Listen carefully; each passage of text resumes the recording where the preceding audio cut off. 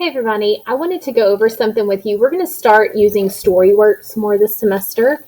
And so today, Wednesday, I've got an assignment posted and it says go to StoryWorks and read the story Searching for the Titanic. So the link is here, Searching for the Titanic, but I wanted to show you how you can also have the text to speech if you need to have it read to you.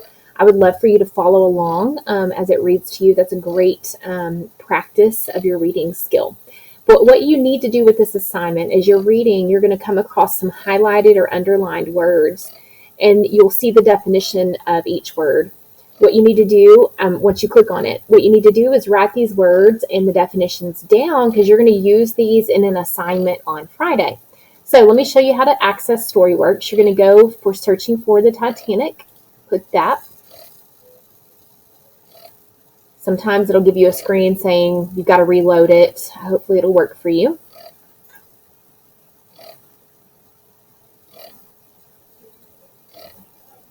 It's still thinking about it. There we go.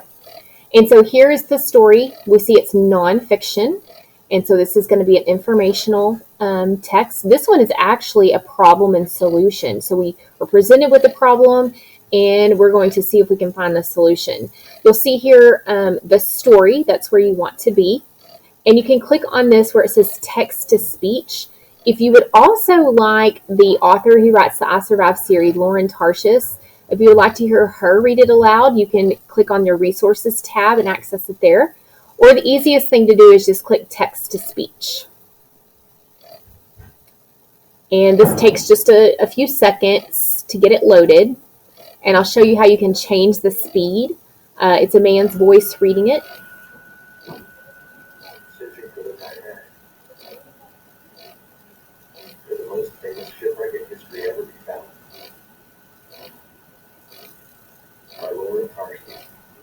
Want to hear this story read aloud by Lauren Tarshis? So let's say that he's reading a little too quickly. You can come right down here and you can change to slow. And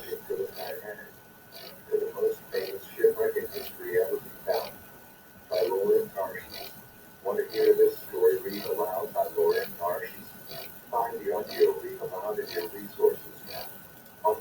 Okay, so that's going to allow you to have it read to you. This is a little bit different screen than what you might see because I'm obviously logged in as a teacher. So let me just click on the student view for you.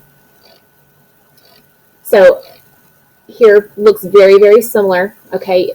Text to speech. You don't have quite as many options over here as what I did as a teacher, but it's still the same thing.